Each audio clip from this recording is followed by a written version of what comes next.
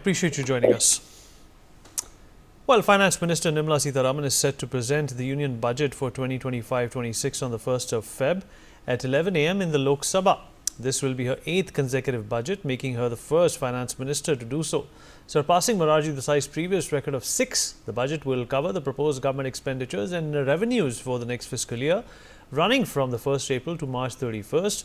Like the previous four union budgets, the 25-26 budget will be paperless. It will be available in both Hindi and English versions. The budget documents, including key financial information, will be accessible on the official website and Union Budget mobile app. Right, joining us now is Director of Paras Defence, Amit Mahajan. Paras Defence has announced 12,000 crore investment in Maharashtra, signing an MOU at Davos to build India's first optics park. Well, Mr. Mahajan, appreciate you joining us. Thank you so much. What can you tell us about the optics park? Why is it a first ever in India? So Optics Park is going to be an ecosystem project where the technology of building optics from the scratch, that is from the component level to the sensor level to a complete system level. Everything will be designed, developed and manufactured here.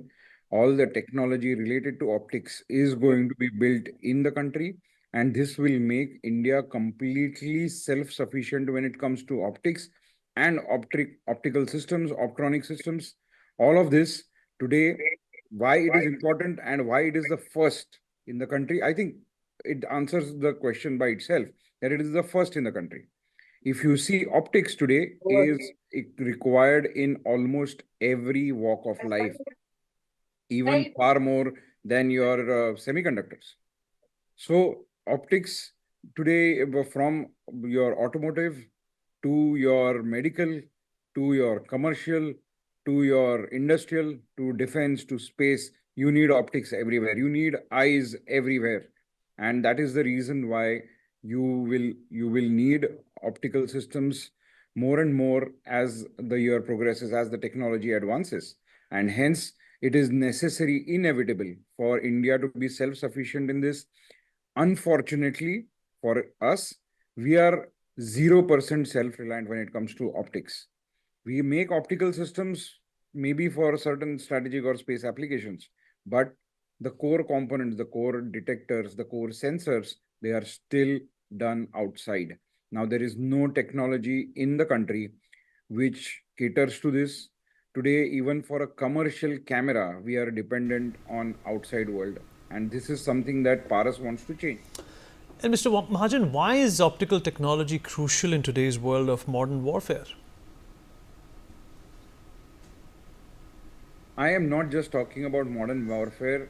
Modern warfare, yes, you need to see during the day, you need to see during the night, you need to see during the dawn, you need to see across all light conditions, because your military preparedness depends on your visibility.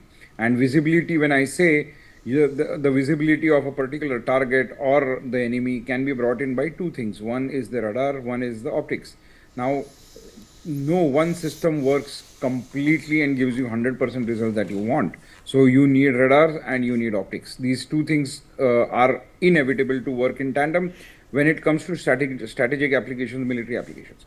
But if you look at optics, when we are looking at optics park, we are not looking at optics only for military applications. We are looking at optics for space applications. We are looking at optics for commercial applications. We are looking at optics for automotive applications, optics for research, optics for medicines, surgeries. You have any tests, you today need optics. Microscope is an optical device. Now we need systems on board tanks, on board ships, on board submarines. All of these are optical systems. You need eyes everywhere, and more information dependency of a computer today is on optical systems. And hence, the need and the opportunities for optical systems and optical components is going to go multifold as the technology advances.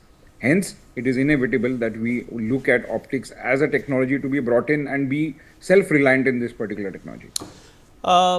Do you think indigenous optical technology can be a game changer in high altitude service areas like Siachen or deep sea missions for that matter? Once you have indigenous optical technology, then you can understand your applications very well.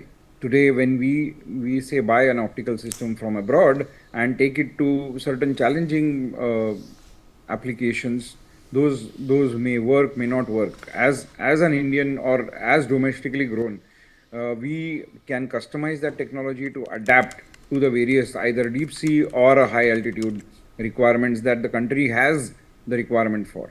And hence, being a self-reliant country when it comes to any technology for that matter gives you a great advantage vis-a-vis a foreign technology where you have very little scope for customization, very little scope for any level of what you say autonomy. So all of that can be achieved by using domestic homegrown technology, and it will give you clear advantage as you start becoming more proficient on this.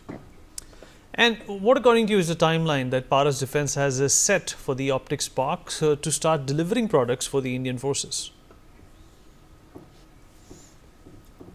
Again, I would not specifically mention that it is only for Indian forces, because if you look at defense optics, then it's a smaller market. I'm looking at optics for various other applications.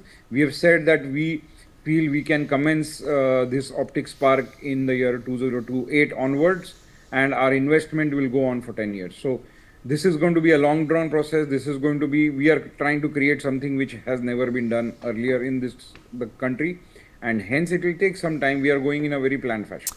And do you think that indigenous optics technology can help make our forces more data secure? Absolutely. Optical information will immensely add to the data analytics or the data input data from the field. And today, if you see, I'm just giving an example.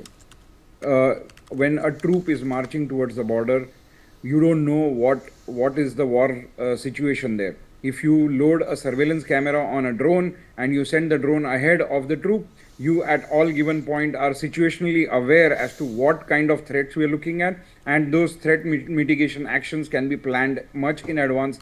You can be you can derive military advantage if you have a good optical system. So optics is going to is playing already, and will play a crucial role in your military prowess. And what are your expectations from the budget, if I can ask you that? See, we are a development-oriented company. We are defense and space focused.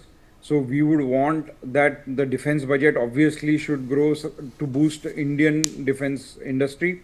But at the same time, I have been voicing this requirement of mine that we should have development or a design-linked incentives. We are a hardcore design development company. This will boost a lot of research and development within the country. You should have a design-linked incentives, which will motivate our customers to offload the design development work to industries and companies like us. All right. Thank you, Mr. Mahajan, for joining us. Well, joining us live is Mr. Mohandas Pai now. He is a Padma Shri awardee and a former CFO and board member at Infosys. He is also the co-founder of Akshay Patra, the world's largest school meal program for students, and works actively with government and regulators on policy recommendations and guidelines. Mr. Pai, appreciate you joining us. Do you expect any relief for the middle class, sir, in this budget?